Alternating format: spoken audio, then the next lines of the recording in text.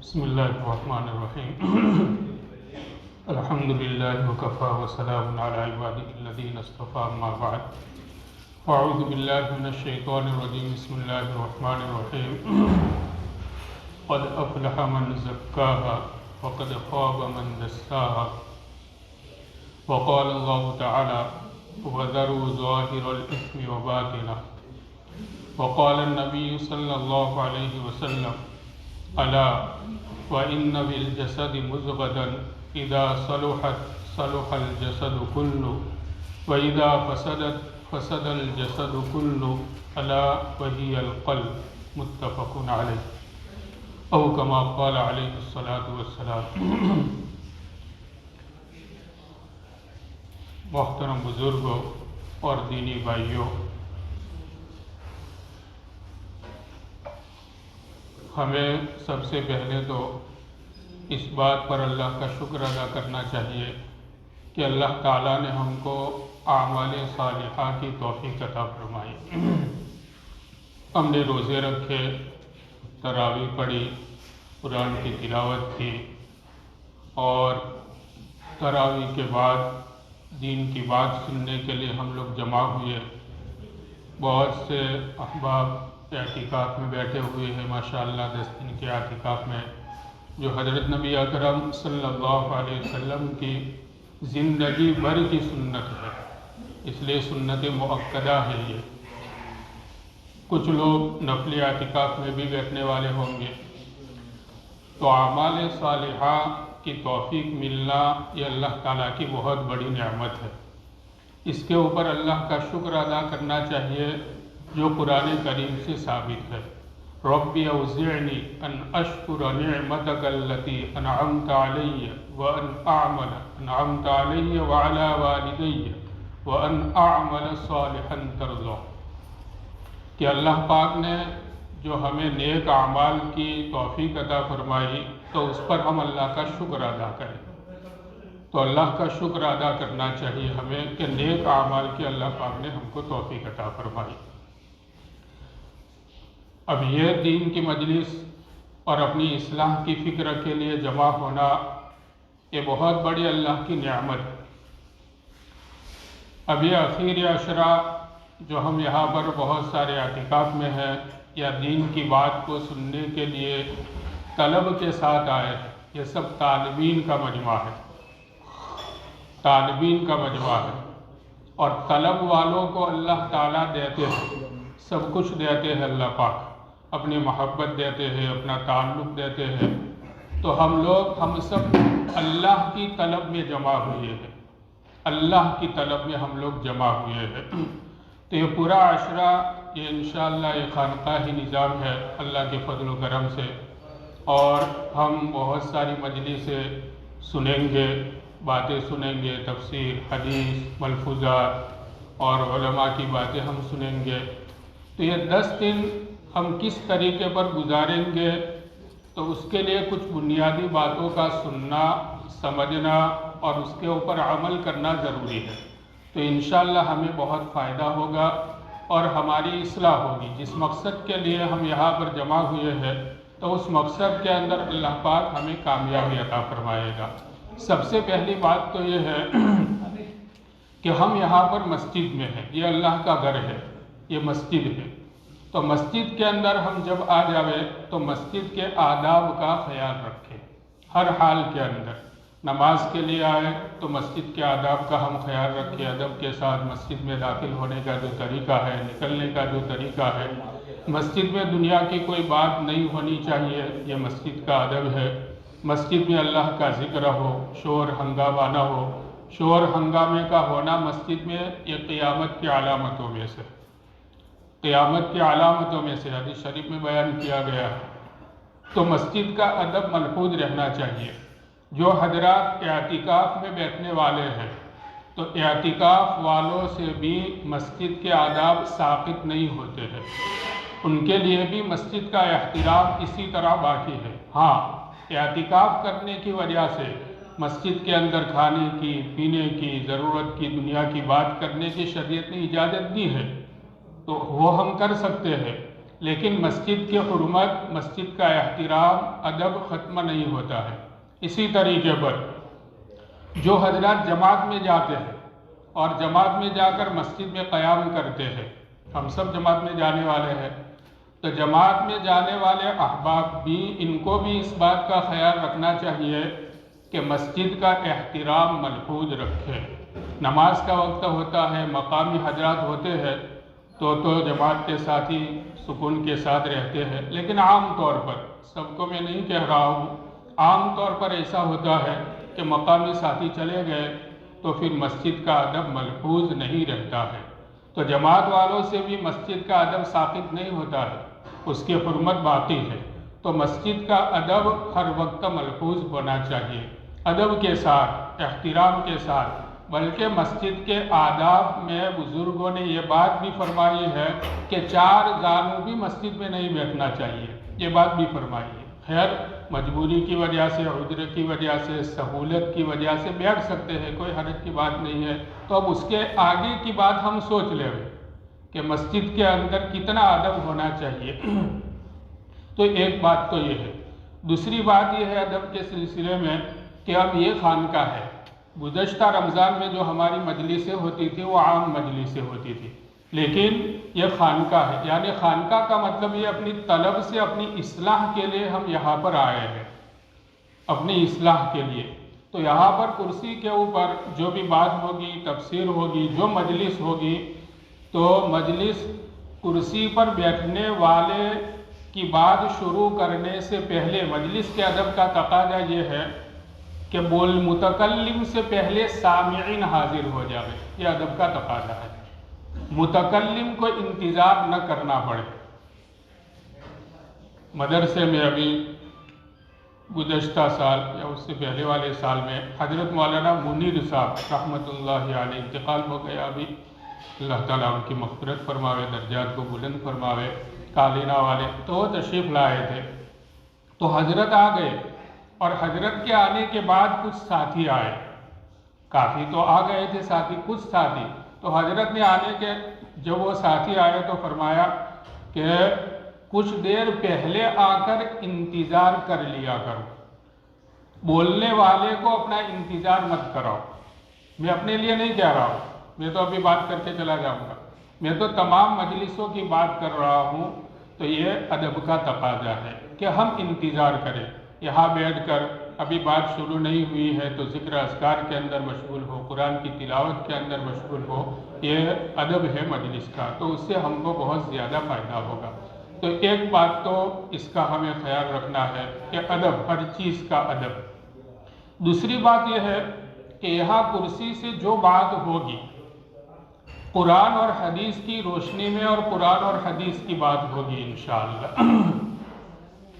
تو جو بھی بات کرنے والا ہو اس کا اعتقاد ہمارے دل میں ہونا چاہیے، چھوٹا ہو میرے جیسا بات کرنے والا، بڑے آدمی ہو، شیخ ہے، بڑے آدمی ہے، جن کی بھی بات ہو، لیکن اس کا اعتقاد ہمارے دل میں ہونا چاہیے۔ جب بات ہم سنیں تو بڑے اعتقاد کے ساتھ ہم بات سنیں، بڑی عقیدت کے ساتھ، محبت کے ساتھ ہم بات سنیں۔ تو عقیدت کے ساتھ، محبت کے ساتھ، اعتقاد کے ساتھ ہم بات سنیں گے تو وہ بات ہمارے دل میں اترے گی، اس کا اثر ہمارے دل کے اندر ہوگا۔ اس لیے بڑے آدمی چھوٹا ہے یہ نہ دیکھا جائے۔ حدیث شریف میں بات چھوٹی عمر کے صحابہ ہے، چھوٹی عمر کے صحابہ، تو احادیث کی کتابوں میں علماء جانتے ہیں بہت ساری حدیثیں چھوٹے چھوٹے صحابہ سے مروی ہے۔ حضرات حسنین رضی اللہ عنہما، حضرت حسن اور حسین رضی اللہ عنہما، حضرت نبی اکرم صلی اللہ علیہ وسلم کا وصال ہوا تو اس وقت حضرت حسن رضی اللہ تعالیٰ عنہ کی عمر مبارک 8 سال کی تھی، اور حضرت حسین رضی اللہ تعالیٰ عنہ کی عمر مبارک 7 سال کی تھی۔ لیکن اب 8 سال کا بچہ، ہمارے 8 سال کے بچے ہوتے ہیں، 7 سال کے بچے ہوتے ہیں، تو ان میں کتنا شعور ہوتا ہے، لیکن خیر وہ صحابہ کے بچے تھے، ان کا شعور زیادہ تھا، ان کے اندر فہم زیادہ تھی۔ تو حضرات حسنین سے بھی حدیثیں مروی ہے احادیث کی کتابوں میں، اور امت نے ان کو قبول کیا ہے۔ اس لیے کہ صحیح حدیث ہے۔ ان کے علاوہ اور بھی صغار صحابہ سے، چھوٹے صحابہ سے احادیث مروی ہے اور امت نے ان کو قبول کیا۔ اس لیے یہ جو کرسی ہے، اس کرسی پر بیٹھنے والے کی بھی ذمہ داری ہے۔ یہ کرسی یہ نیابت نبوت کی کرسی ہے، یہ نیابت نبوت کی۔ حضرت نبی اکرم صلی اللہ علیہ وسلم نے ارشاد فرمایا، العلماء ورثۃ الانبیاء، علماء انبیاء کے وارث ہے، لہذا یہ نیابت نبوت کی کرسی ہے۔ یہاں سے جو بات ہوگی بڑی ذمہ داری کے ساتھ بات ہوگی، بڑی ذمہ داری کے ساتھ۔ نیابت کے اعتبار سے بیٹھنے والا بھی بات کرے گا اور اس کو بات کرنی چاہیے۔ بات کیا ہوگی؟ قرآن کی بات ہوگی، حدیث کی بات ہوگی، قرآن اور حدیث کی روشنی میں بات ہوگی، اور پکی بات کہنا ضروری ہے کرسی پر جو بھی بیٹھے گا اس کے لیے۔ تو اس کی یہ ذمہ داری ہے، تو سامعین کی بھی ذمہ داری ہے کہ جب قرآن اور حدیث کی بات ہو رہی ہے تو بڑے اعتقاد کے ساتھ ہم ان باتوں کو سنیں، تو ضرور ہم کو فائدہ ہوگا۔ تیسری بات یہ ہے کہ بات کو بڑے غور کے ساتھ، بڑی توجہ کے ساتھ، بڑے اہتمام کے ساتھ سنیں۔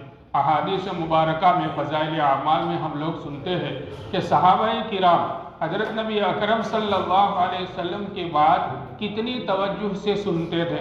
صرف توجہ نہیں، آپ نے یہ بات فرماتے وقت کیا اشارہ فرمایا، یہ علماء جانتے ہیں، پڑھنے والے جانتے ہیں، فضائل اعمال میں بھی ہے۔ حضرت ابو موسیٰ اشعری رضی اللہ تعالیٰ عنہ آپ کی خدمت میں آئے، آپ کے ساتھ دوسرے دو صحابی اور تھے، مجھے وہ واقعات بیان نہیں کرنے ہیں، اختصار صرف اشارہ کرتا ہوں۔ جب آئے انہوں نے ایک مطالبہ کیا، اس وقت اللہ کے نبی علیہ السلام مسواک فرما رہے تھے، تو انہوں نے ایک بات کا مطالبہ کیا کہ ہمیں بھی عہدہ دو۔ اللہ کے نبی علیہ السلام کو ناراضگی ہوئی، اور آپ مسواک فرما رہے تھے تو آپ کی مسواک رک گئی تو اب ظاہر بات یہ ہے کہ دانتوں کے بیچ میں مسواک رہے گی تو یہ ہونٹ اونچے ہو جائیں گے۔ تو حضرت ابو موسیٰ اشعری رضی اللہ تعالیٰ عنہ جب یہ واقعہ بیان کرتے ہیں حدیث شریف، تو آپ کی مسواک کس طرح تھی، آپ کے ہونٹ مبارک کتنے اونچے ہو گئے تھے، اٹھ گئے تھے، اس کو بھی بیان فرما رہے ہیں۔ اتنی یعنی اس کیفیت کو بھی بیان فرما رہے ہیں۔ تو میرے بھائیوں، خیر نبی علیہ السلام نہیں ہے، لیکن میں نے جو کہا کہ اس کرسی سے جو بات ہوگی بڑی ذمہ داری سے بات ہوگی، قرآن اور حدیث سے بات ہوگی، اس لیے یہاں سے جو بات ہم سنیں بڑی توجہ کے ساتھ، بڑے اہتمام کے ساتھ، اور کوئی بات ہماری چھوٹنی نہیں چاہیے، اس لیے اس طریقے پر چستی کے ساتھ ہم بات کو سنیں گے۔ اور چوتھی بات یہ ہے کہ سننے کے بعد اس نیت کے ساتھ کہ ہمیں اس کے اوپر عمل کرنا ہے، استماع، اور استماع کے بعد اتباع۔ صرف سن لینا اتنا کافی نہیں ہے، بلکہ اس بات کے اوپر جو بھی بات ہوگی جس مجلس میں، اس کے اوپر ہم عمل کریں گے۔ اس لیے کہ قرآن کریم میں ایمان والوں کی یہ صفت بیان کی گئی ہے، قالوا سمعنا واطعنا غفرانک ربنا والیک المصیر۔ یہ ایمان والوں کی صفت بیان کی گئی ہے کہ ایمان والے یوں کہتے ہیں جب وہ قرآن کو سنتے ہیں، جب وہ نبی علیہ السلام کی بات کو سنتے ہیں، تو سن کر وہ یوں کہتے ہیں کہ سمعنا، ہم نے پوری بات سنی، ہم نے پوری بات سنی، اور سننے کے بعد واطعنا، ہم اس کے اوپر عمل بھی کریں گے۔ ہم نے بات بھی سنی اور ہم نے عمل کر لیا، ہم نے عمل کر لیا، عمل تو بعد میں کریں گے، لیکن یہ تاکید کے لیے ماضی کا صیغہ کہ ہم نے عمل کر لیا، یعنی ہم اس کے اوپر پورا عمل کریں گے۔ اور غفرانک ربنا، پورا عمل کریں گے، اگر اس میں کوئی کمی کوتاہی رہ گئی تو اللہ تعالیٰ سے ہم بخشش چاہیں گے کہ اللہ پاک جیسا عمل کرنے کا حق تھا تو ایسا ہم سے عمل نہیں ہو سکا۔ کیوں؟ اس لیے کہ وَإِلَيْكَ الْمَصِيرُ، اللہ کی طرف ہم سب کو جانا ہے۔ موت کا استحضار ہم کو ہونا چاہیے، دن بدن ہم موت سے قریب ہو رہے ہیں، دن بدن ہم قبر سے قریب ہو رہے ہیں، تو وَإِلَيْكَ الْمَصِيرُ۔ تو یہ ایمان والوں کی صفت ہے کہ بات کو غور سے سننا اور اس کے اوپر عمل کرنا۔ اور اس کے مقابلے میں منافقین کی بھی حالت بیان کی گئی ہے، منافقین کی بھی صفت قرآن کریم میں بیان کی گئی ہے۔ منافقین کیا کہتے ہیں؟ قالوا سمعنا وعصینا، منافقین یہ یوں کہتے تھے کہ نبی کی بات ہم نے سن لی، قرآن کی بات ہم نے سن لی، بس اس کان سے سنا، اس کان سے نکال دیا، سنیں گے مانیں گے نہیں، اس پر کچھ عمل نہیں کریں گے۔ یہ منافقین کی صفت قرآن کریم کے اندر بیان کی گئی ہے۔ تو یہ بنیادی باتیں ہیں، ان باتوں کے ساتھ ہمیں تمام مجلسوں میں بیٹھنا ہے اور اس کا ہمیں اخیر تک لحاظ کرنا ہے، تو انشاءاللہ ہمیں فائدہ ہوگا اور ہمارے باطن کی اصلاح ہوگی۔ دوسری بات یہ ہے کہ یہ جو خانقاہ ہے جس کو تصوف اور سلوک کہا جاتا ہے، تو خانقاہ کیا ہے، تصوف اور سلوک کیا ہے، یہ کوئی نئی چیز نہیں ہے اور یہ کوئی شریعت اور دین سے باہر کی چیز نہیں ہے۔ بعض لوگ اس کو نہیں سمجھ پاتے ہیں، اس لیے بدزنی کا شکار بھی ہوتے ہیں۔ خانقاہ اور شریعت اور یہ تصوف اور سلوک یہ شریعت ہی کا جز ہے۔ یہ بات جو میں بیان کر رہا ہوں اپنی طرف سے بیان نہیں کر رہا ہوں، بہت بڑے بزرگ حضرت شاہ مسیح اللہ خان صاحب رحمۃ اللہ علیہ اور موجودہ بزرگوں میں سے حضرت علامہ مفتی تقی صاحب عثمانی دامت برکاتہم العالیہ، ان کی باتوں کا خلاصہ میں بیان کر رہا ہوں، اپنی طرف سے مجھے کوئی کہنے کا حق بھی نہیں ہے اس میں، تو ان کی باتوں کا میں خلاصہ بیان کر رہا ہوں کہ یہ جو تصوف اور سلوک ہے یہ کوئی شریعت سے باہر کی چیز نہیں، یہ دین سے باہر کی چیز نہیں ہے، اس کو سمجھنا ضروری ہے۔ اعمال، شریعت جو ہے جس کو ہم شریعت کہتے ہیں، دین کہتے ہیں، تو شریعت اور جو دین ہے اس کے دو جز ہیں، دو حصے ہیں اس کے، ایک حصہ ہے اعمال ظاہرہ کا اور دوسرا حصہ ہے اعمال باطنہ، یا یوں کہیے احکام ظاہرہ اور احکام باطنہ۔ میں سمجھا رہا ہوں، اعمال ظاہرہ ہم نماز پڑھتے ہیں، یہ اعمال ظاہرہ میں سے، ہم روزہ رکھتے ہیں، یہ عمل ظاہر ہے، حج کرنا، زکوٰۃ ادا کرنا، قرآن کریم کی تلاوت کرنا۔ بھائی موبائل بند کر دو، سارے ساتھی سوئچ آف کر دو۔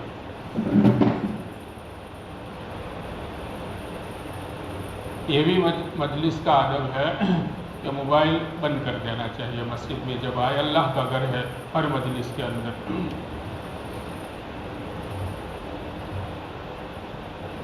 تو اعمال یہ ہے اعمال ظاہرہ۔ اب یہ اعمال ظاہرہ جو ہے، اعمال ظاہرہ دو طرح کے ہیں، کچھ اعمال کرنے کے ہیں اور کچھ اعمال نہ کرنے کے ہیں جو ظاہری عمل ہے۔ نماز پڑھنے کا اللہ نے حکم دیا، وَأَقِیمُوا الصَّلَاةَ، یہ عمل ظاہر ہے، یہ عمل کرنا ہے۔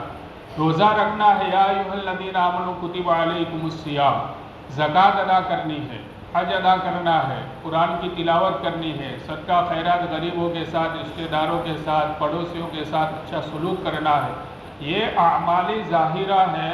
اللہ پاک نے قرآن کریم میں پیارے آقا صلی اللہ علیہ وسلم نے احادیث مبارکہ میں ان اعمال کو کرنے کا حکم دیا۔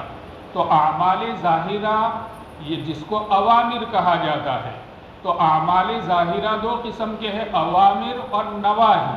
اوامر کا مطلب یہ ہے جو کرنا، جن کو کرنا ہے، اور نواہی کا مطلب یہ ہے کہ بعض اعمال ظاہرہ ایسے ہے جس کو ہم سمجھتے ہیں کہ ان سے رکنا ضروری ہے، ان کو نہیں کرنا ہے، ان کو نواہی کہا جاتا ہے۔ جیسے چوری کرنا، یہ گناہ کا کام ہے، تو چوری کرنے سے شریعت نے روکا ہے۔ زنا کرنا، بدکاری کرنا، خیانت کرنا، گالی گلوچ کرنا، جھوٹ بولنا، یہ سب اعمال ظاہرہ ہے۔ اور اس کے علاوہ تو اعمال ظاہرہ دو قسم کے ہیں، بعض اوامر ہے اور بعض نواہی ہے، بعض کا کرنا ضروری ہے اور بعض کا نہ کرنا ضروری ہے۔ تو یہ شریعت ہے، اس کو سمجھنے کے لیے فقہ کی ضرورت پڑے گی، فقہ کی مسئلہ مسائل کی، مفتیان کرام کی، اور اس کی ضرورت پڑے گی۔ تو یہ اعمال ظاہرہ ہوئے۔ شریعت کا دوسرا جز ہے اعمال باطنہ، احکام باطنہ۔ احکام باطنہ کا مطلب یہ ہے کہ بعض اعمال ایسے ہیں جو ظاہر میں دکھائی نہیں دیتے۔ ہم نماز پڑھتے ہیں، تو نماز یہ دکھائی دیتی ہے ظاہر میں، زکوٰۃ ادا کرتے ہیں دکھائی دیتا ہے، حج کرتے ہیں دکھائی دیتا ہے، لیکن بعض اعمال ایسے ہیں جو دوسرا جز ہے وہ کہیں دکھائی نہیں دیتا ہے، وہ بھی دو طرح کے ہیں، جس کا تعلق دل سے ہے، جس کا تعلق دل سے ہے، جن اعمال کا، جن احکام کا تعلق دل سے ہے۔ اب دل میں کیا ہے؟ اللہ کی ذات انہ علیم بذات الصدور، اللہ تعالیٰ تو دلوں کی باتوں کو جاننے والے ہیں، لیکن میں اور آپ دنیا کا کوئی انسان یہ تو دل کی بات کو نہیں جان سکتا۔ تو دلوں میں جو اعمال ہے، دل سے جن اعمال کا تعلق ہے وہ دو قسم کے ہیں۔ بعض اعمال ایسے ہیں کہ ان کا کرنا ضروری ہے، اور بعض اعمال نواہی ہے کہ ان سے بچنا ضروری ہے۔ اب کرنا ضروری ہے بلکہ ان کا کرنا فرض ہے، وہ اعمال کیا ہے؟ سب سے پہلے توحید، اللہ کو ایک ماننا، تو اس کا تعلق دل سے ہے، دل سے ہے۔ اللہ کو آدمی ایک مان رہا ہے، کہیں دکھتا نہیں ہے، کہیں دکھتا نہیں ہے، تو اس کا تعلق دل سے ہے۔ توحید، اخلاص، کہ ہر عمل آدمی اللہ کے لیے کرے، اخلاص، اس کا تعلق دل سے ہے۔ دل سے اللہ کا شکر ادا کرنا، دل میں اللہ کی محبت ہے، اللہ کی ذات پر توکل کرنا، بھروسہ کرنا، کوئی تکلیف آ جاوے تو صبر کرنا۔ تو یہ جو سارے اعمال ہے، یہ اعمال جس طریقے پر اعمال ظاہرہ کو قرآن میں بیان کیا گیا ہے، وَأَقِيمُوا الصَّلَاةَ وَآتُوا الزَّكَاةَ وَلِلَّهِ عَلَى النَّاسِ حِجُّ الْبَيْتِ مَنِ اسْتَطَاعَ إِلَيْهِ سَبِيلًا فَاقْرَؤُوا مَا تَيَسَّرَ مِنَ الْقُرْآنِ۔ تو یہ احکام ظاہرہ اور اعمال ظاہرہ کو جس طرح قرآن میں بیان کیا گیا ہے، اس طریقے پر اعمال باطنہ کو بھی قرآن کریم کے اندر بیان کیا گیا ہے۔ یا ایھا الذین آمنوا استعینوا بالصبر والصلاۃ، یا ایھا الذین آمنوا اصبروا وصابروا ورابطوا واتقوا اللہ۔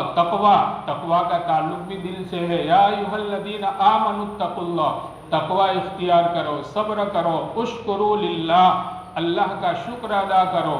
قل ان کنتم تحبون اللہ فاتبعونی، اللہ کی محبت، والذین آمنوا اشد حبا للہ، ایمان والوں کے دلوں میں اللہ کی محبت سب سے زیادہ ہوتی ہے اور ہونی چاہیے۔ تو یہ جو اعمال ہے جن کا تعلق دل سے ہے، قرآن اور حدیث میں ان اعمال کو بھی بیان کیا گیا ہے۔ صرف ایسا نہیں کہ نماز اور روزہ، زکوٰۃ، صدقہ اس کو قرآن میں اور حدیث میں بیان کیا گیا ہے، نہیں۔ تو یہ جو اعمال ہے، اچھے اعمال جن کو کرنے کا اللہ نے اور پیارے آقا صلی اللہ علیہ وسلم نے حکم دیا ہے، تو ان چیزوں کو اپنے اندر پیدا کرنا یہ ضروری اور فرض ہے۔ اور بعض اعمال ایسے ہیں جن کا تعلق دل سے ہے لیکن ان سے بچنا ضروری ہے، اور قرآن اور احادیث میں اس کو بھی تفصیل سے بیان کیا گیا ہے، ان سے بچنا ضروری ہے۔ تکبر ہے، توحید کے مقابلے میں کفر اور شرک ہے، تو یہ سب سے بڑا گناہ ہے، یہ سب سے بڑا منہی عنہ ہے، اس سے روکا گیا ہے۔ تو کفر اور شرک اس سے بچنا ضروری ہے۔ ریا، شہرت، یہ بھی اس سے بچنا ضروری ہے کہ ہمارا کوئی کام ریا شہرت کے لیے نہیں ہونا چاہیے۔ بے صبری، اس سے بچنا ضروری ہے۔ ہر کام میں بھروسہ اللہ کی ذات پر ہونا چاہیے، کسی مخلوق کے اوپر بھروسہ نہیں ہونا چاہیے، اس سے بچنا ضروری ہے۔ حسد ہے، کینہ ہے، بغض ہے، دشمنی ہے، تو یہ سارے وہ اعمال ہے کہ جن کا تعلق دل سے ہے اور ان سے بچنا فرض ہے۔ تو شریعت کے دو حصے ہوئے، ایک ہے اعمال ظاہرہ، اور اعمال ظاہرہ میں بعض کام کرنے کے، بعض کام نہ کرنے کے، اور شریعت کا دوسرا جز ہوا اعمال باطنہ، ان میں بھی کچھ کام کرنے ضروری ہے، کچھ کام نہ کرنے ضروری ہے۔ تو شریعت کا تعلق، اعمال ظاہرہ کا تعلق بھی شریعت سے ہوا اور اعمال باطنہ کا تعلق بھی شریعت سے ہوا۔ تو یہ جو جس کو خانقاہ کہا جاتا ہے، تو اعمال ظاہرہ جو ہے، تو اعمال ظاہرہ ہم سنتے ہیں، اس کو بار بار پڑھنے والے مدارس کے اندر اس کو پڑھتے ہیں، جماعت میں جا کر ہم سیکھتے ہیں، لیکن یہ جن کا تعلق، جن اعمال کا تعلق دل سے ہے، تو یہ باتیں عام طور پر بیان نہیں ہوتی ہے لوگوں کے سامنے۔ تو اس مقصد کے لیے یہ خانقاہ قائم کی جاتی ہے۔ تو یہاں پر مقصد یہ ہے کہ جن اعمال کا تعلق اپنے باطن سے ہے تو ان باطنی اعمال کی ہم اصلاح کریں، اچھے صفات کو اپنے اندر پیدا کریں۔ اب یہ جو اعمال باطن ہے اور اس میں جو کام کرنے کے ہیں ان کو صفات حمیدہ کہا جاتا ہے، اور جو برے کام ہیں ان کو رذائل کہا جاتا ہے، صفات رذیلہ ان کو کہا جاتا ہے۔ تو اچھے صفات اپنے اندر پیدا کرنے ہیں۔ اب کس طرح پیدا کرنے ہیں؟ آہستہ آہستہ وہ باتیں سامنے آئیں گی، اس کے اوپر ہم عمل کریں گے تو اچھے صفات ہمارے اندر پیدا ہوں گے۔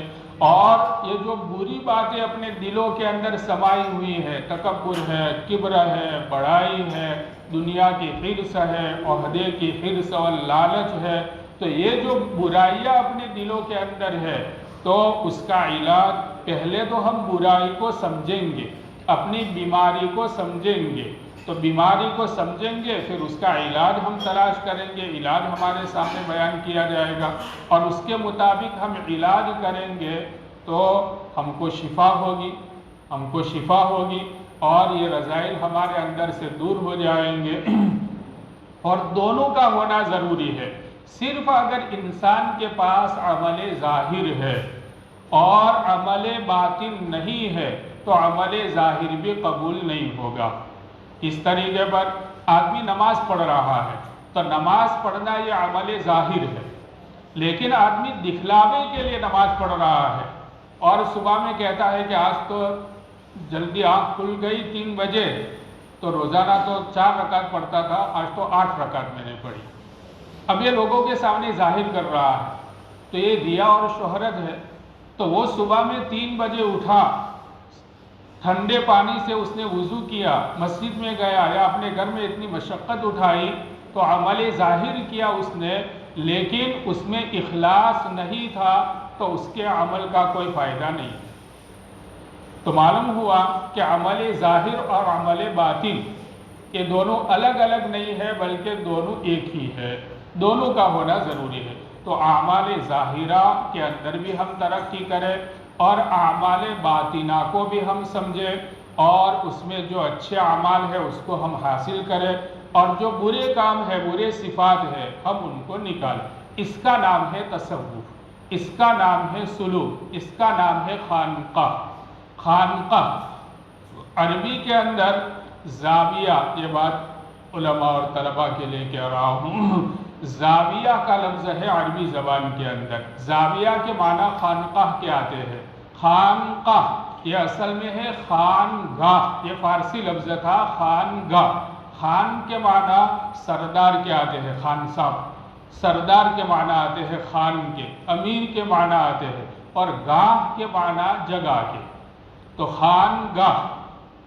تو یہ صوفیاء کرام نے خانقاہ کا لفظ یہ جو اس کو جو وضع کیا ہے کہ دل کے انسان کے جسم کے اندر دل یہ سردار ہے، انسان کے جسم کے اندر دل یہ امیر ہے، تو سردار کی اصلاح کی جگہ، باطن کی اصلاح کی جگہ، تو یہ ہوا خانگاہ۔ یہ فارسی لفظ تھا، لیکن گاہ یہ عربی زبان میں استعمال نہیں ہوتا ہے، تو گاہ کو قاف سے بدل دیا گیا اور خانقاہ ہو گیا۔ اب یہ خانقاہ کا لفظ اردو زبان میں بھی استعمال ہوتا ہے، فارسی میں بھی، عربی میں بھی، گجراتی میں بھی، ساری زبانوں میں خانقاہ کا لفظ استعمال ہونے لگا۔ تو خانقاہ، یہ خانقاہ، ہم خانقاہ میں آئے ہیں۔ اب خانقاہ کا مقصد کیا ہے؟ ہم یہاں پر آئے تو خانقاہ کا مقصد کیا ہے، اس کو بھی سمجھنا ضروری ہے۔ یہ تو میں نے تصوف کی بات سمجھائی، میں اپنی بات سمجھا سکا کہ نہیں سمجھا سکا؟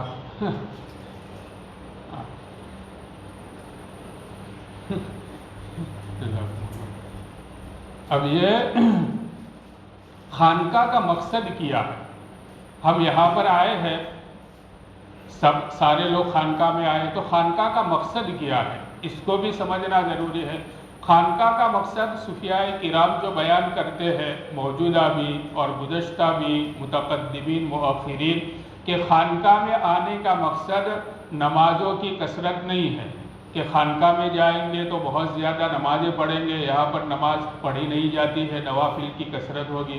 خانقاہ میں جائیں گے تو کچھ ذکر ہو جائے گا، کچھ ذکر کی پابندی ہو جائے گی، کچھ قرآن کی تلاوت بڑھ جائے گی. یہ خانقاہ کا قصداً قطعاً مقصد نہیں ہے. ہاں یہ عبادات ہے، عبادات کرنے سے ثواب ملے گا، اس کا انکار نہیں ہے، لیکن خانقاہ کا مقصد ہمیں سمجھنا چاہیے. خانقاہ کا مقصد یہ ہے کہ اپنے باطن کی اصلاح کرنا، یہ مقصد ہے ہمارا.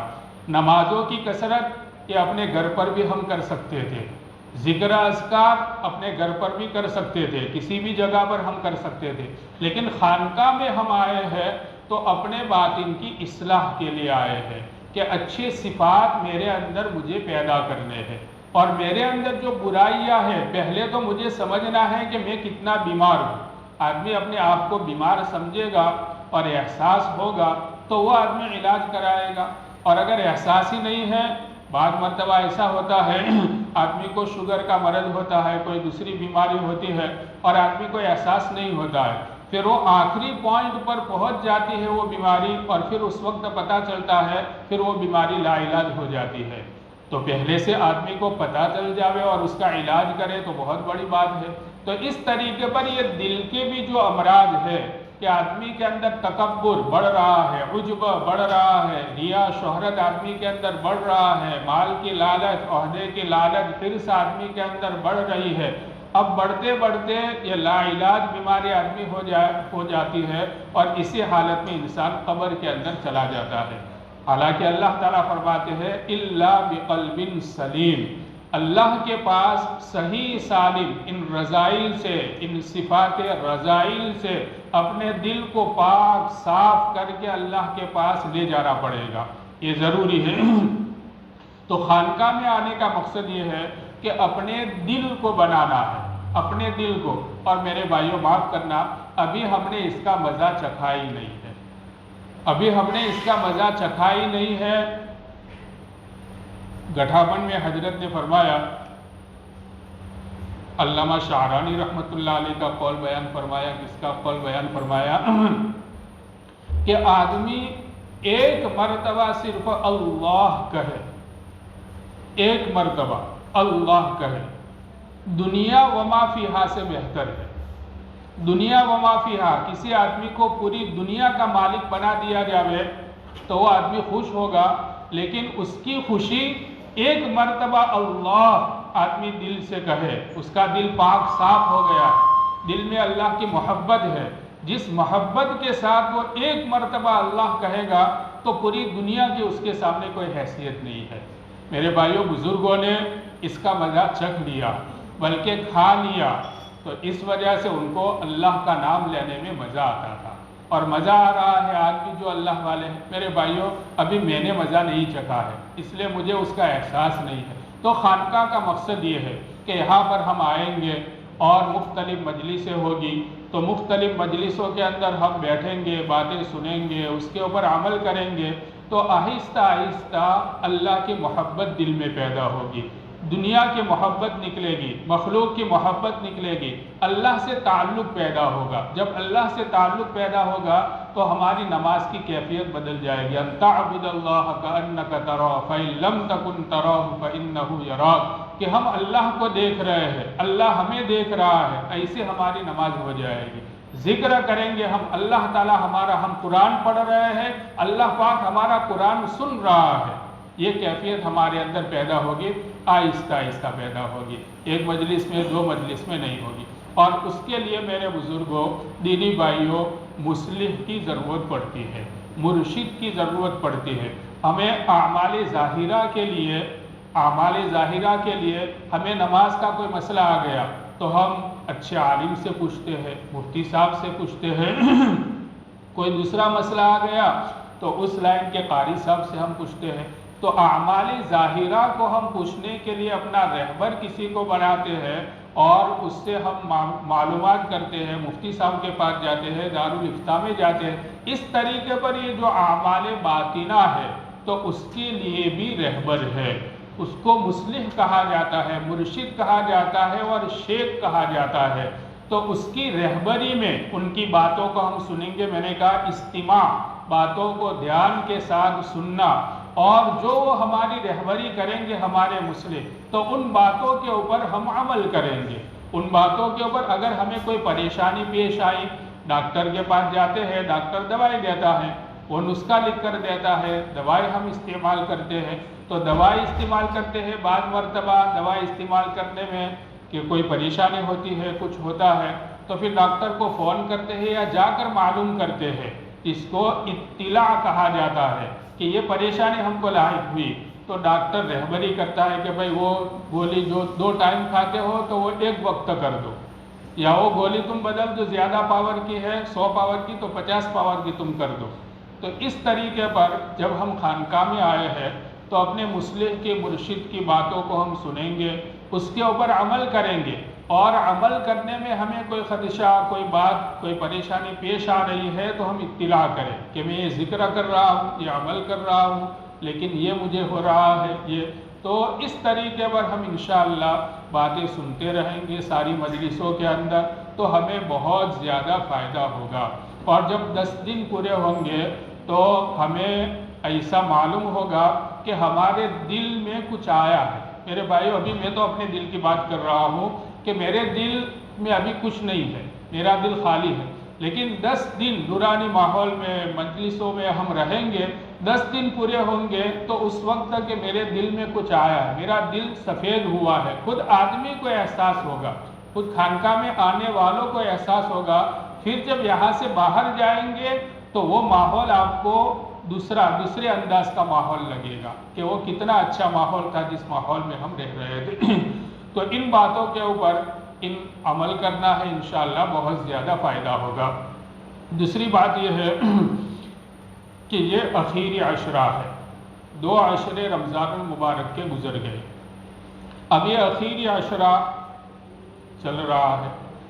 ہمیں اس بات کا احساس ہونا چاہیے، ہم سب اپنے اپنے اعتبار سے سوچیں۔ ایک بات تو ہم یہ سوچیں کہ میری زندگی کتنی گزر گئی۔ میری زندگی کے 50 سال ہو گئے، 50 سال میری زندگی گزر گئی، کسی کی 55 سال کی زندگی ہو گئی، کسی کی 60-65 سال کی زندگی ہو گئی۔ ہر آدمی جتنے بالغ ہے، سب بالغ ہے ماشاءاللہ، ہر ایک کو یہ سوچنا چاہیے کہ میری زندگی کتنی گزر گئی، اب میری زندگی کتنی باقی ہے۔ دن بدن ہم قبر سے قریب ہو رہے ہیں، دن بدن ہم موت سے قریب ہو رہے ہیں۔ اتنی زندگی میری گزر گئی اور اتنی زندگی باقی ہے، تو آدمی کو، ہر انسان کو اپنے دل میں سوچنا چاہیے کہ میری توجہ آخرت کی طرف ہو رہی ہے یا میری توجہ اور ساری فکر دنیا کی طرف لگ رہی ہے۔ ہم قبر سے قریب جا رہے ہیں، آخرت سے قریب جا رہے ہیں۔ ظاہر بات ہے کہ اب حدیث شریف میں ہے کہ میری امت کی عمر 60 اور 70 سال کے درمیان میں ہے۔ 63 سال کی زندگی ہو گئی انسان کی تو اس کی زندگی پوری ہو گئی، اب آگے کا جو وہ جی رہا ہے وہ نفع کا جی رہا ہے۔ تو انسان کی زندگی 63 سال کے ہو گئی، 70 سال کے ہو گئی، تو میرے بھائیوں اب کیا باقی رہا آخرت کی توجہ دلانے کے لیے؟ ایک شخص ایک بزرگ کے پاس گئے اور کہا کہ حضرت کچھ نصیحت فرمائیے۔ ایک بزرگ کے پاس گئے اور فرمایا کہ حضرت نصیحت فرمائیے۔ تو وہ اللہ والے تھے، بزرگ تھے، انہوں نے فرمایا کہ بھائی تمہارے والد زندہ ہے یا انتقال ہو گیا؟ تو انہوں نے کہا کہ حضرت میرے والد کا تو انتقال ہو گیا، اتنے سال ہوئے، اتنا عرصہ ہوا۔ تو بزرگ فرمانے لگے کہ اچھا تمہارے والد کا انتقال ہو گیا تو ابھی بھی تم کو نصیحت کی ضرورت ہے؟ تمہارے والد کا انتقال ہو گیا تو ابھی بھی تم کو نصیحت کی ضرورت ہے؟ اس لیے فرمایا گیا کفا بالموت واعظا، کفا بالموت واعظا۔ سب سے اچھا واعظ، سب سے اچھا مقرر اور بیان کرنے والا انسان کا اپنی موت کو یاد کرنا ہے۔ انسان موت کو یاد کرے، قبر کو یاد کرے، آخرت کو آدمی یاد کرے۔ اب ہمارے والد چلے گئے، اب ہماری باری ہے قبر میں جانے کی۔ تو میرے بھائیوں، ایک تو ہم یہ احساس پیدا کریں کہ ہماری زندگی کتنی گزر گئی، کتنی باقی ہے اور ہماری توجہ کہاں لگ رہی ہے۔ تو یہ ہم سوچیں گے تو ہماری توجہ آخرت کی طرف بڑھے گی۔ دوسری بات ہمیں یہ سوچنی ہے اور یہ فکر کرنا ہے کہ میری عمر 50 سال کی ہو گئی، میری زندگی میں بالغ ہونے کے بعد 50 سال کی 15 سال نکال دو تو 35 رمضان المبارک میری زندگی میں آئے اور چلے گئے۔ 60 سال کی زندگی ہے تو 45 رمضان المبارک میری زندگی میں آئے اور چلے گئے۔ اب یہ رمضان المبارک کا مہینہ ہم نے پایا ہے، اب آئندہ ہم کتنے رمضان المبارک پائیں گے؟ آئندہ اب ہم کتنے رمضان المبارک پائیں گے؟ اتنے رمضان تو چلے گئے ہماری زندگی کے، اب یہ رمضان اللہ پاک نے ہم کو دیا ہے، اب آئندہ کتنے رمضان ہم پائیں گے؟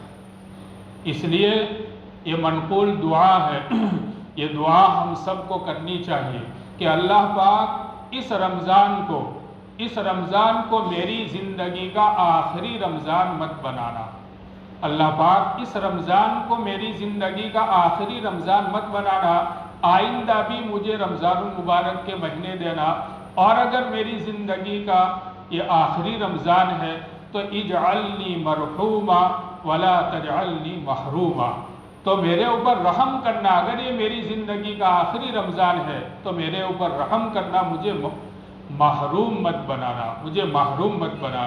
تو میرے بھائیوں ہمیں یہ سوچنا چاہیے۔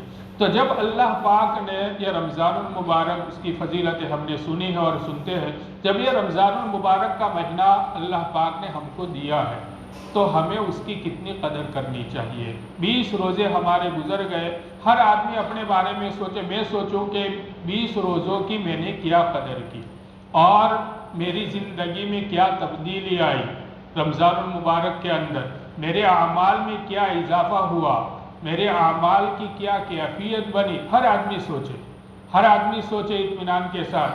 تو اور آگے اب یہ جو 10 دن باقی ہے تو اس کو مجھے کس طریقے پر گزارنے چاہیے۔ جب یہ ظاہر بات ہے، میں اپنی بات کروں کہ غفلت کے ساتھ، سستی کے ساتھ تھوڑے اعمال بھی کیے، لیکن جیسا حق ادا کرنا چاہیے ایسا حق ہم سے ادا نہیں ہوا۔ اب یہ آخری عشرہ باقی ہے تو ہم سب طے کریں کہ انشاءاللہ اللہ کی رحمتیں، اللہ کی برکتیں، اللہ کی مغفرت، آگ سے چھٹکارا، یہ اللہ پاک جہنم کے دروازے بند کر دیتے اور جنت کے دروازے کھول دیتے ہیں رمضان المبارک کے اندر۔ بس فرشتوں کو کہتے ہیں کہ اپنا کام بند کر دو، اپنی ذمہ داری ڈیوٹی بند کر دو، یہ روزے داروں کی دعا پر آمین کہو، یہ دعا مانگے آمین کہو۔ تو اللہ کا غیبی نظام ہم روزے داروں کے لیے اللہ پاک ہمارے فیور میں کر دیتے ہیں۔ میرے بھائیوں ہمیں اللہ کی طرف کتنا متوجہ ہونا چاہیے۔ تو یہ آخری عشرہ ہے، اس کا ہمیں حق ادا کرنا ہے۔ سب طے کرو انشاءاللہ کہ ہمیں اس کا حق ادا کرنا ہے۔ اب یہ جو آخری عشرہ ہے، ان میں جو حضرات اعتکاف میں بیٹھے ہوئے ہیں تو وہ تو بڑے فضیلت والے ہیں، وہ خود فضیلت والے ہیں۔ آخری جو عشرہ ہے اس میں 2 بڑی عبادتیں احادیث مبارکہ میں بیان کی گئی ہے، ایک ہے اعتکاف کی عبادت اور دوسری شب قدر، اور اعتکاف کا مقصد بھی شب قدر کو پانا ہے۔ اعتکاف کی فضیلتیں ہم نے احادیث مبارکہ میں سنی ہے کہ آدمی 1 دن کا اعتکاف کرے گا، سنیے 1 دن کا اعتکاف کرے گا تو اللہ پاک بندے اور جہنم کے درمیان میں 3 خندق آڑ فرما دیتے ہیں، بندے اور جہنم کے درمیان میں 3 خندق آڑ فرما دیتے ہیں، اور ایک خندق کتنی چوڑی ہے؟ آسمان اور زمین کے درمیان میں جتنا فاصلہ ہے اتنا فاصلہ ایک خندق کا، اور آسمان اور زمین کے درمیان میں جو فاصلہ ہے وہ 500 سال کا فاصلہ ہے۔ تو مطلب یہ ہوا کہ 1 دن کا اگر بندہ اعتکاف کرے گا تو اس کے اور جہنم کے درمیان میں 1500 سال کا فاصلہ ہو جائے گا، یعنی وہ آدمی جہنم سے اتنا دور ہو جائے گا۔ 10 دن کا اعتکاف اگر آدمی کرے گا تو وہ جہنم سے کتنا دور ہو جائے گا۔ میرے بھائیوں یہ سوچے، رحمت حق بہانہ میں جویت، اللہ کی رحمت بہانہ ڈھونڈتے ہیں کہ میرا بندہ میرے قریب آ جاوے، میرا بندہ میرے سامنے آ جاوے، میرے پاس آ جاوے، بس اللہ تعالیٰ کی رحمت ہماری طرف متوجہ ہے۔ تو آدمی جہنم سے اتنا دور ہو گیا تو اللہ پاک اس کو جہنم میں نہیں ڈالیں گے۔ میرے بھائیوں دوسری حدیث شریف میں کشف الغمہ میں علامہ شعرانی رحمۃ اللہ علیہ نے یہ حدیث نقل فرمائی ہے کہ جو آدمی آخری عشرے کا 10 دن کا اعتکاف کرتا ہے اللہ پاک اس کو 2 حج اور 2 عمروں کا ثواب دیتے ہیں۔ تو 2 حج ہم نے 10 دن کا اعتکاف کیا، 2 حج اور 2 عمروں کا ثواب اللہ پاک ہم کو دیں گے، تو کتنی فضیلت کی بات ہے۔ اور اعتکاف میں بیٹھنے والوں نے تو شب قدر پا لی، اس لیے کہ اعتکاف کے اندر چاہے آدمی سویا رہے تو بھی عبادت، نفس اعتکاف کرنا ہی عبادت ہے، چاہے اس میں قرآن کی تلاوت کرے نہ کرنی چاہیے، آدمی کی نیکیاں بڑھے گی، درجات بلند ہوں گے، لیکن اگر آدمی کچھ بھی نہ کرے فرائض کے علاوہ تو نفس اعتکاف میں بیٹھنے سے ہی اس کو فضیلت حاصل ہو جائے گی، اور اس نے تو شب قدر پا لی۔ اور شب قدر کی فضیلت ہم سنتے ہیں کہ پوری زندگی آدمی عمل کرے، انسان کی زندگی کتنی ہے، زیادہ سے زیادہ 80 سال، 85 سال، 90 سال، تو حدیث قرآن کریم میں فرمایا گیا خیر من الف شہر، 83 سال 4 مہینے، اس سے زیادہ اگر انسان عبادت کرے، اس سے زیادہ کتنا وہ اللہ تعالیٰ ہی بہتر جانتے ہیں۔ تو آدمی کی زندگی 100 سال کی سمجھ لو، تو 100 سال میں 15 سال تو اس کے بلوغ سے پہلے کے چلے گئے، تو 85 سال اس کی زندگی بالغ ہونے کے بعد کی ہے، تو 100 سال آدمی عبادت کرے، اتنا ثواب ایک رات میں عبادت کرنے کا اللہ پاک دیتے ہیں۔ میرے بھائی کتنی فضیلت ہے، ایک رات کے اندر عبادت کرے گا تو پوری زندگی گویا کہ اس نے عبادت کی۔ اسی لیے دوسری حدیث شریف میں فرمایا گیا کہ شب قدر کی فضیلت سے وہ آدمی محروم رہتا ہے جو حقیقت میں محروم ہے۔ اللہ تعالیٰ ہم سب کی حفاظت فرماوے، پوری امت کی حفاظت فرماوے۔ تو اس لیے میرے بھائیوں اب یہ 10 راتیں باقی ہے، 10 روزے باقی ہے، 10 راتیں باقی ہے۔ جب اخیری عشرہ ہوتا تھا پیارے آقا صلی اللہ علیہ وسلم رمضان کی تیاری 2 مہینوں پہلے سے کرتے تھے۔ ہم نے سنا اللہم بارک لنا فی رجب و شعبان و بلغنا رمضان، 2 مہینے پہلے آقا تیاری کرتے تھے، اور جب رمضان المبارک ہوتا تھا تو رمضان کی تیاری میں آپ لگ جاتے تھے۔ لیکن جب اخیری عشرہ ہوتا تھا تو آپ عبادت کے لیے اتنے مستعد اور تیار ہو جاتے تھے کہ آپ اپنا بستر مبارک لپیٹ کر رکھ دیتے تھے کہ اب سونے کا وقت نہیں ہے، اب جاگنا ہے، دن میں بھی عبادت، رات میں بھی عبادت، بستر لپیٹ کر رکھ دیتے تھے، اور اپنی لنگی کو مضبوط باندھ لیتے تھے۔ لنگی کو مضبوط باندھنے کا مطلب یہ ہے کہ آدمی کو کوئی مشقت کا کام کرنا ہو تو وہ کمر کے اندر کپڑا باندھتا ہے، رومال باندھتا ہے، لنگی باندھتا ہے، کوئی چیز باندھتا ہے تاکہ مشقت کا کام کرنا ہے۔ تو یہ مشقت بس اس اخیری عشرے کے اندر اللہ کے لیے ہمیں مجاہدہ کرنا ہے، اللہ کے لیے ہمیں عبادتیں کرنی ہے۔ اور دوسرا مطلب بھی ہے کہ بیویوں سے علیحدہ رہنا، یعنی جائز خواہشات کو بھی آپ چھوڑ دیتے تھے۔ تو میرے بھائیوں اب یہ اخیری عشرہ ہمارے پاس بچا ہے، تو ہم اس کے دن کی بھی قدر کریں، اس کی راتوں کی بھی قدر کریں، کوئی گھڑی ہماری غفلت کے ساتھ نہیں گزرنی چاہیے۔ اور جو اعتکاف میں بیٹھے ہوئے ہیں انہوں نے تو شب قدر پالی، ان کو تو شب قدر مل گئی، لیکن جو لوگ اعتکاف میں نہیں ہیں وہ لوگ بھی شب قدر پا سکتے ہیں۔ ہم میں سے ہر آدمی شب قدر پا سکتا ہے، ہر آدمی۔ ہم خود بھی سنے جو میں بیان کر رہا ہوں، گھر میں جا کر عورتوں کو بھی یہ بات بتلاوے کہ ہم میں کا ہر آدمی شب قدر پا سکتا ہے۔ یہ 21ویں شب ہے، اب اس میں مغرب اور عشاء کی نماز تو ہو گئی، ابھی 9 راتیں ہمارے پاس باقی ہے۔ تو ہم نے گزشت جو روزے چلے گئے، جو دن چلے گئے، اس میں ہم نے جو عبادت کی وہ کی، ہم توبہ استغفار کریں کبھی کوتاہی پر۔ لیکن اب یہ جو 10 دن باقی ہے تو شب قدر جو ہے، شب قدر قدر کی رات یعنی رات، تو یہ جو راتیں ہیں مغرب کی نماز ہم اہتمام سے ادا کریں۔ اہتمام کا مطلب یہ ہے افطاری ہم گھر پر کرتے ہیں تو افطاری کرنے میں بعض مرتبہ دیر ہو جاتی ہے، ہماری تکبیر اولیٰ فوت ہو جاوے، رکعت چھوٹ جاوے، یہ نہیں ہونا چاہیے۔ پورے رمضان میں اس کا اہتمام ہونا چاہیے، خاص کر کے اخیری عشرے کے اندر کہ ہم افطاری جلدی کر کے آ جاوے۔ اگر کھانا کھاتے ہیں کھانا مختصر کرے، افطاری مختصر کرے، کبھی ایسا موقع ہوا تو چھوڑ دیوے، لیکن ہماری تکبیر اولیٰ نہیں چھوٹنی چاہیے۔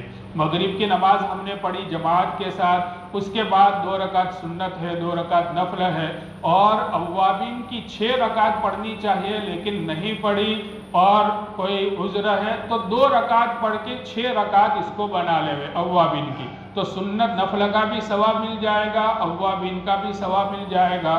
اس کے بعد تسبیح وغیرہ پڑھے تو یہ مغرب کی نماز اہتمام کے ساتھ ہو گئی۔ پھر اس کے بعد گھر جاتے ہم چائے پانی کرتے ہیں، کوئی حرج کی بات نہیں ہے۔ عشاء کی نماز بھی اسی طرح اذان کے ساتھ ہم آ جاوے، اذان سے پہلے کی وہ نماز سے فرض سے پہلے کی سنتیں ہم پڑھیں اور جماعت کے ساتھ عشاء کی نماز پڑھیں، تکبیر اولیٰ ہماری فوت نہیں ہونی چاہیے۔ اس کے بعد سنن تراویح ہم شوق سے پڑھیں اور تراویح کے بعد تھوڑا بہت ذکر کر لیوے، اس لیے کہ یہ جو شب قدر ہے اس میں عبادت کرنی ہے۔ حدیث شریف میں فرمایا گیا من قام لیلۃ القدر ایمانا واحتسابا غفر له ما تقدم من ذنبه، تو نفل عبادت کرے۔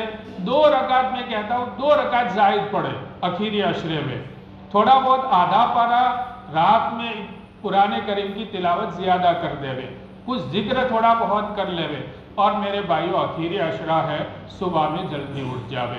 اگر کوئی نہیں سوتا ہے عبادت کرتا ہے تو یہ تو اعلیٰ درجہ ہے، لیکن اگر سو جاتے ہیں تو کوئی بات نہیں، صبح میں جلدی اٹھ جاوے اور دیگر رمضان کے مقابلے میں 2 رکعتیں زیادہ پڑھے اور اللہ کے سامنے عاجزی، اللہ کے سامنے دعا مانگے۔ یہ حالات ہمارے ملک کے ہمارے سامنے ہے، پوری دنیا کے حالات میرے بھائیو ہمارے سامنے ہے، تو اپنی آخرت کے لیے اور دعاؤں کا خوب اہتمام کریں۔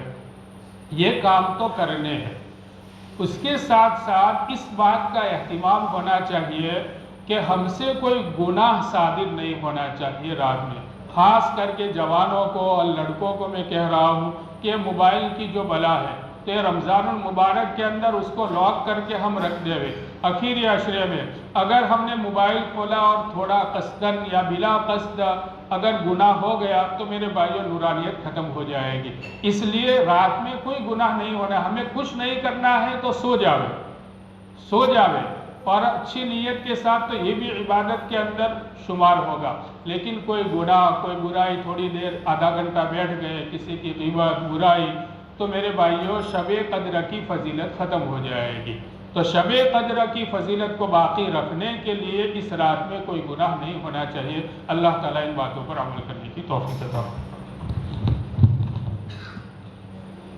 ماشاء اللہ مولانا نے بہت کھول کر کے پوری بات آپ حضرات کو سمجھائی۔ اصل میں ہر آدمی کے ذمے اپنی اصلاح فرض ہے، ہر آدمی کے ذمے اپنی اصلاح فرض ہے اور دوسروں کو ترغیب دینا ضروری ہے، اور یہ اصول اور ضابطہ اللہ تعالیٰ نے قرآن کریم کے اندر بیان فرمایا ہے اور اپنے نبی سے فرمایا لا تکلف الا نفسک وحرض المؤمنین۔ نبی جی آپ اپنی ذات کے مکلف ہیں، آپ اپنی ذات کے مکلف ہیں کہ آپ دین پر چلیں اور ایمان والوں کو ترغیب دو۔ تو ہر آدمی کے لیے ضروری ہے کہ ہماری اپنی اصلاح، ظاہری گناہ بھی ہم چھوڑ دے ہوئے اور اندر کے جو گناہ ہے جو نظر نہیں آتے وہ بھی چھوڑ دے، یہ بہت بڑی اصلاح ہے۔ ظاہری گناہ ہم سے کیا کیا ہوتے ہیں وہ ہم سب جانتے ہیں، اور اندر کے گناہ سے تو شاید بہت کم لوگ خالی ہیں۔ تو یہ اپنی اصلاح ہوئی یا نہیں ہوئی اس کی علامت کیا؟ بزرگوں نے یہ بات لکھی ہے، ایک تھرمامیٹر دیا ہے، اس تھرمامیٹر پر ہر ایک آدمی اپنے آپ کو جان سکتا ہے کہ میری اصلاح ہوئی یا نہیں ہوئی ہے، اللہ کا شکر ادا کرے اور اللہ تعالیٰ سے توفیق مانگے۔ نہیں ہوئی، رمضان کا مبارک مہینہ ہے، پچھلی زندگی پر توبہ اللہ کر لے اور آئندہ عزم اور ارادہ کرے۔ عبادتوں کی طرف آدمی کا میلان ہو، جیسے اچھے کھانے پینے کی طرف میلان ہو رہا ہے، نماز میں جی لگ رہا ہے، ذکر میں جی لگ رہا ہے، دعا میں جی لگ رہا ہے، مسجد میں جی لگ رہا ہے، تو آپ سمجھو کہ اپنی اصلاح شروع ہو گئی ہے۔ اور اگر یہ اعمال ہم ماحول کی وجہ سے کرتے ہیں لیکن جی نہیں لگتا، نماز پڑھی نہ پڑھی چلے گئے، ذکر میں بیٹھے سرسری 3 تسبیح پوری کر دی، تلاوت کے اندر بھی رمضان میں ایک ماحول ہوتا ہے، اس لیے کچھ پارے ہو جاتے ہیں، 11 مہینے چھٹی، تو یہ سمجھو کہ ہماری اصلاح نہیں ہے۔ ہر آدمی سمجھ سکتا ہے نا اپنے آپ کو کہ اللہ کی فرما برداری میں، عبادتوں میں، طاعات کے اندر، سنتوں پر چلنے میں اگر ہمارا جی لگ رہا ہے، دل مان رہا ہے، تو یہ ہماری اصلاح کا کام شروع ہو گیا۔ اور اگر طبیعت چلتی نہیں ہے، ماحول کی وجہ سے تھوڑا بہت کام ہو جاتا ہے، تو اس کا مطلب ہے کہ ہماری اصلاح نہیں ہے۔ اسی طریقے سے گناہوں سے ایسی گھن آنی چاہیے جیسے پلیتی اور ناپاکی سے آدمی کو گھن آتی ہے۔ ناپاکی، پلیتی، مردار جانور پڑا ہے تو آدمی ناک دبا کر وہاں سے بھاگے گا یا نہیں بھاگے گا؟ تو اسی طریقے سے اللہ کی نافرمانی سے بھی آدمی کا جی گھبرانا چاہیے۔ کبھی غیبت ہو گئی تو اندر میں بے چینی پیدا ہونی چاہیے، کبھی زبان سے گالی نکل گئی تو اندر میں بے چینی پیدا ہونی چاہیے۔ کیا یہ ہو رہا ہے؟ ہمارا کون سا ایسا دن ہے کہ جس میں ہم سے غیبت نہ ہوئی ہو؟ ہمارا کون سا ایسا دن ہے کہ جس میں ہم نے اپنی بد نظری نہ ہوئی ہو؟ کون سا ہمارا ایک دن ایسا ہے کہ کسی اپنے ایمان والے بھائی کے بارے میں ہمارے دل میں برا خیال نہ آیا ہو؟ تو یہ ہماری بیماریاں ہیں، یہ ہماری بیماریاں ہیں۔ اور یہ رمضان کا مبارک مہینہ، پھر یہ ماحول، یہ ہماری ان بیماریوں کو دور کرنے کا ایک بہترین ذریعہ ہے۔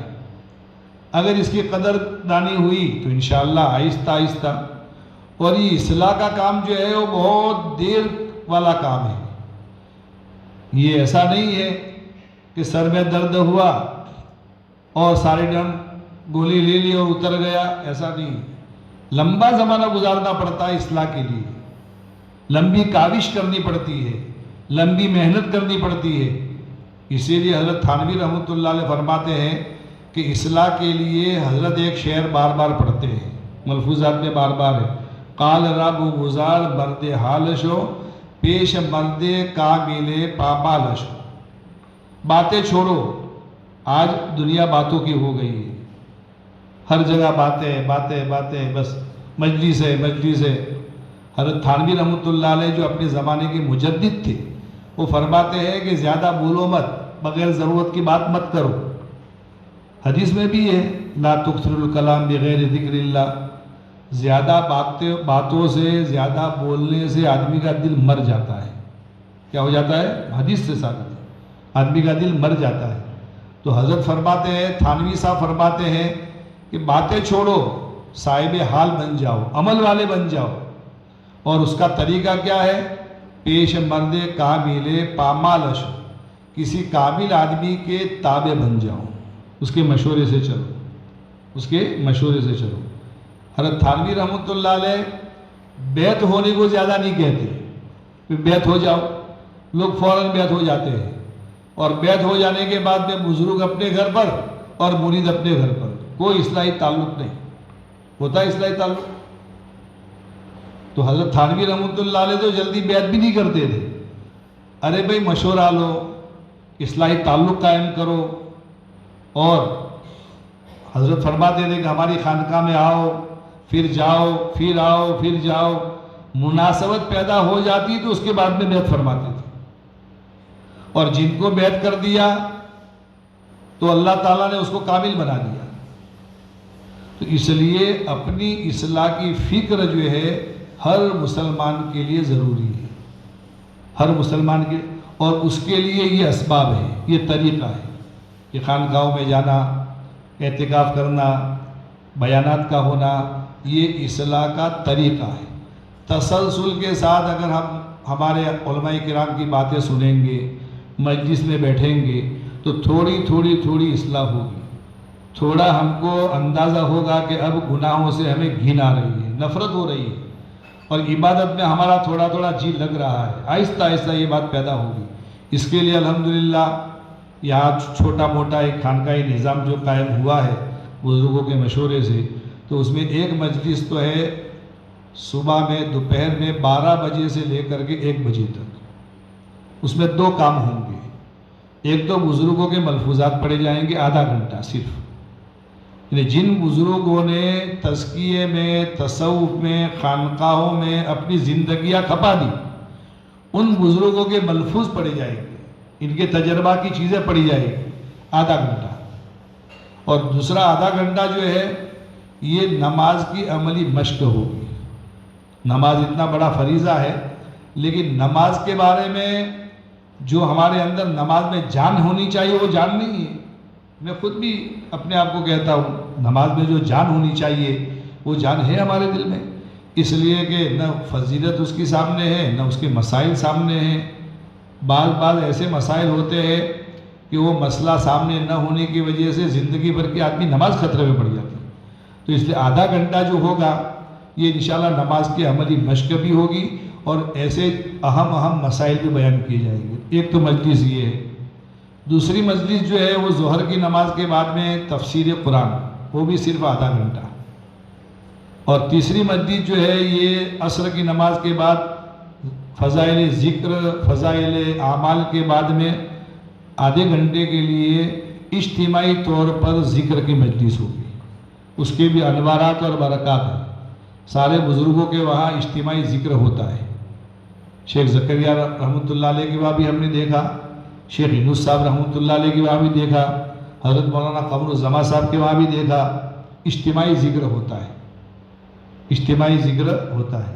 تو عصر کی نماز کے بعد میں آدھا گھنٹہ اجتماعی ذکر ہوگا، اور چوتھی مجلس جو ہے یہ 11 بجے سے لے کر 12 بجے تک یہ رات کی ہوگی۔ یہ مزہ آ جائے اس کے لیے نہیں ہے دوستو، تسلسل کے ساتھ میں ہم شریک ہوں گے تو تھوڑا تھوڑا کچھ نہ کچھ حاصل ہوگا۔ اللہ تعالیٰ عمل کی توفیق عطا فرمائے۔ دوسری بات یہ ہے کہ آئندہ کل جو ہے پروگرام ہے انشاءاللہ 11:15 بجے آپ حضرات تشریف لے آوے، 11 سے پہلے آ جائے تو انشاءاللہ جلدی بات شروع ہو جائے گی۔ 1 گھنٹے کا ٹائم ہوتا ہے، جیسے مولانا نے فرمایا نا کہ بیان کرنے والا انتظار نہ کرے، بیان سننے والے انتظار کرے۔ طلب کن میں ہونی چاہیے؟ سننے والوں میں۔ 5-10 منٹ اگر ہم جلدی آ گئے تو یہ ہم طالبین میں ہمارا شمار ہو جائے گا، اور اللہ ہدایت اس کو دیتے ہیں جس میں طلب ہو۔ یہ ہدی الیہ من ینیب، یہ قرآن کا فیصلہ ہے کہ جس میں انابت ہوگی، طلب ہوگی، رجوع ہوگا، اندر کا داعیہ ہوگا، اللہ اس کو ہدایت دیتے ہیں۔ تو ایک کام تو یہ کرنا ہے۔ تو کل کا جو پروگرام ہے وہ زکوٰۃ کے بارے میں ہے، زکوٰۃ کی فضیلت، زکوٰۃ کے نہ دینے پر وعید، زکوٰۃ کے موٹے موٹے مسائل۔ بہت سارے لوگ واقف نہیں ہوتے، علماء بھی واقف نہیں ہوتے۔ زکوٰۃ ان پر فرض ہوتی ہے اور وہ زکوٰۃ نہیں نکالتے ہیں تو انداز سے نکالتے ہیں۔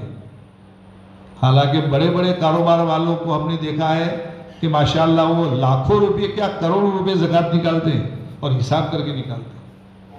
اور اس کے لیے ہمارے لیے خوشی کی بات بھی ہے کہ چاہے نماز کا مسئلہ ہو، چاہے عورتوں کے لائن کا مسئلہ ہو، چاہے زکوٰۃ کی لائن کا مسئلہ ہو، ہمارے مدرسے کے ایک استاد حدیث جو حدیث پڑھاتے ہیں مفتی محبوب صاحب، یہ بھی یہاں 10 دن اعتکاف میں ہیں۔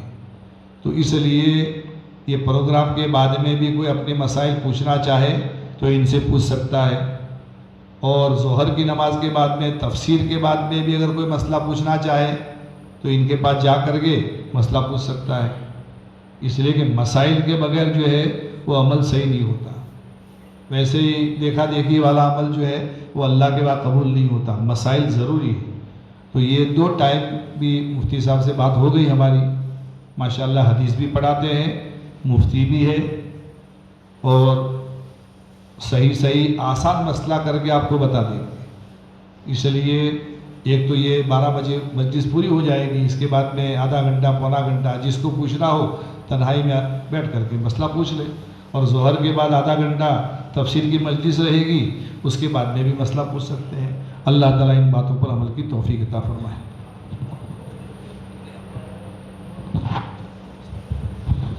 بسم اللہ الرحمن الرحیم، الحمد للہ رب العالمین الرحمن الرحیم مالک یوم الدین، یا رب لک الحمد کما ینبغی لجلال وجہک وعظیم سلطانک، اللهم صل على سيدنا مولانا محمد وعلى آل سيدنا مولانا محمد وبارك وسلم. لا إله إلا الله الحليم الكريم. سبحان الله رب العرش العظيم. الحمد لله رب العالمين. اللهم إنا نسألك موجبات رحمتك وعزائم مغفرتك والغنيمة من كل بر والسلامة من كل إثم. لا تدع لنا ذنبا إلا غفرته ولا هما إلا فرجته ولا دينا إلا قضيته ولا حاجة هي لك رزا إلا قضيتها يا أرحم الراحمين يا أكرم الأكرمين يا ذا القوة المتين يا رحيم الضعفاء والمساكين يا رازق الطفل الصغير يا خالق السماوات والأرض يا رحمن يا رحيم يا حنان يا منان يا فاطر السماوات والأرض أنت ولينا في الدنيا والآخرة. توفنا مسلمين والحقنا بالصالحين. یا اللہ گنہگار ہے، خطا کار ہے، یا اللہ جان جان کر ہم نے گناہ کیے ہیں. یا اللہ آپ کے سامنے آپ کے دربار میں بڑی رات کے اندر اپنے گناہوں کا اعتراف کرتے ہیں. یا اللہ ہمیں معاف فرما دے، یا اللہ ہمیں معاف فرما دے. آج تک کی زندگی غفلت کے اندر گزری ہے، سستی کے اندر گزری ہے، گناہوں کے اندر گزری ہے. یا اللہ ہم نے زندگی کی کوئی قدر نہیں کی، رمضان میں بھی ہم سے گناہ نہیں چھوٹے. یا اللہ پاپی ہے لیکن تیرے سابقے تیری مغفرت کے بھکاری ہے. یا اللہ ہمیں بھیک دے دے، معافی کی بخشش کی بھیک دے دے، ہمیں معاف فرما دے. یا اللہ ہماری جھولی کو خالی نہ لوٹا، ہمیں معاف فرما دے. یا اللہ ہم آپ کے سامنے توبہ استغفار کرتے ہیں اور آئندہ جو زندگی باقی ہے تیرے احکام کے مطابق پیارے آقا صلی اللہ علیہ وسلم کے طریقے کے مطابق ہمیں گزارنے کی توفیق عطا فرما. یا اللہ دن بدن قبر سے قریب ہو رہے ہیں، موت سے قریب ہو رہے ہیں، لیکن ہماری غفلت بڑھ رہی ہے. آخرت کی طرف دھیان توجہ، دنیا ہماری بڑھ رہی ہے. یا اللہ موت کا فکر ہمیں لاحق کر دے، آخرت کا فکر ہمیں لاحق کر دے، جنت میں جانے کا شوق ہمارے اندر پیدا فرما دے. یا اللہ آپ کے حبیب صلی اللہ علیہ وسلم کے زمانے سے بہت دور ہم چلے گئے ہیں. یا اللہ کیسے بھی ہے لیکن آخر تیرے بندے ہیں، تیرے سامنے سر جھکانے والے ہیں. یا اللہ یہ ماتھا تیرے علاوہ کسی کے سامنے ابھی تک نہیں جھکا ہے اور موت تک نہیں جھکے گا. یا اللہ یہ سر کٹ سکتا ہے لیکن تیرے غیر کے سامنے جھک نہیں سکتا. یا اللہ تیرے حبیب صلی اللہ علیہ وسلم کو ہم نے دیکھا نہیں ہے، ان کے دیکھنے والوں کو ہم نے نہیں دیکھا، ان کے دیکھنے والوں کو ہم نے نہیں دیکھا، پھر بھی تیرے حبیب صلی اللہ علیہ وسلم کو ہم نبی مانتے ہیں، رسول مانتے ہیں. یا اللہ ہمارے پاس اور کچھ نہیں ہے، صرف کلمہ ہے لا الہ الا اللہ محمد الرسول اللہ. یا اللہ پاک اس کی صرف لاج رکھ لے، اسی کی لاج رکھ لے. ہمیں معاف فرما دے، ہمارے رشتہ داروں کو معاف فرما دے، پوری امت کو معاف فرما دے. یا اللہ ہمارے ملک میں حالات ہے، پوری دنیا میں حالات ہے، فلسطین میں مسلمانوں پر حالات ہے. یا اللہ ہم آرام سے یہاں پر کھا رہے ہیں، پی رہے ہیں، چین سکون کی زندگی سو رہے ہیں.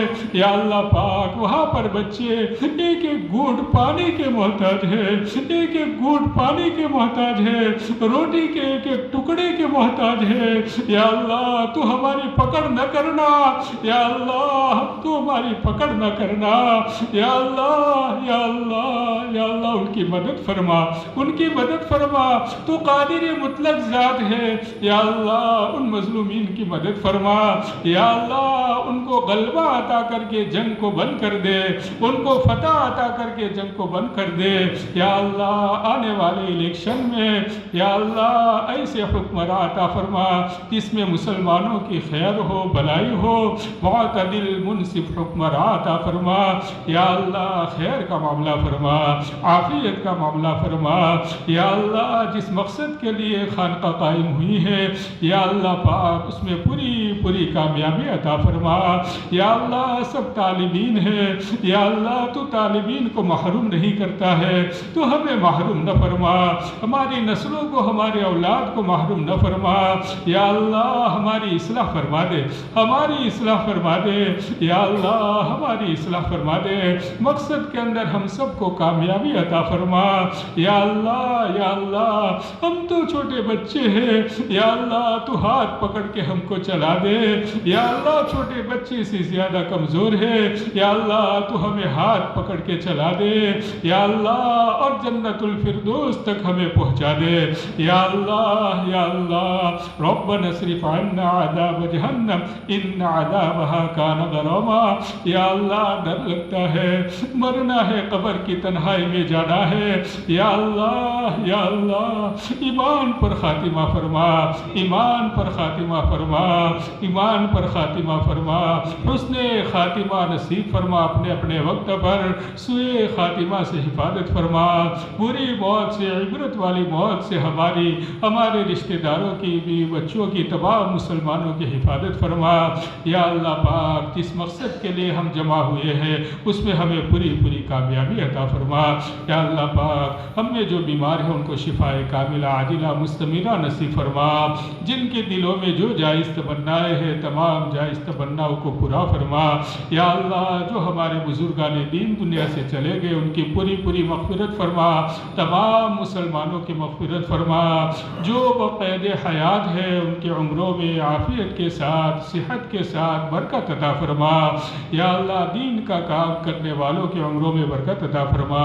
یا اللہ مساجد، ہماری مساجد کی، مکاتب قرآنیہ کی، مدارس عربیہ کی، مراکز دینیہ کی، دین کے ٹھکانوں کی، دین کا کام کرنے والوں کی، مسلمانوں کی تعمیرات کی، مکانات کی، کاروبار کی، مسلمانوں کے ایک بال کی حفاظت فرمائیے، اسلام مسلمانوں کو غلبہ عطا فرمائیے، مسلمانوں پر رحم فرمائیے، یا اللہ پاک جو مانگا وہ عطا فرمائیے، جو مانگنے سے رہ گیا وہ عطا فرمائیے، یا اللہ ہمیں تو مانگنا بھی نہیں آتا، بغیر مانگے ہوئے عطا فرمائیے، پیارے آقا صلی اللہ علیہ وسلم نے جتنے خیر کے لائن کی دعائیں مانگی ہمیں، ہمارے اولاد کو، پوری امت کو عطا فرمائیے، جن شرور سے پناہ چاہیے ہماری پوری امت کی حفاظت فرمائیے، ربنا تقبل منا انك انت السميع العليم وتب علينا يا مولانا انك انت التواب الرحيم، يا رب صل وسلم دائما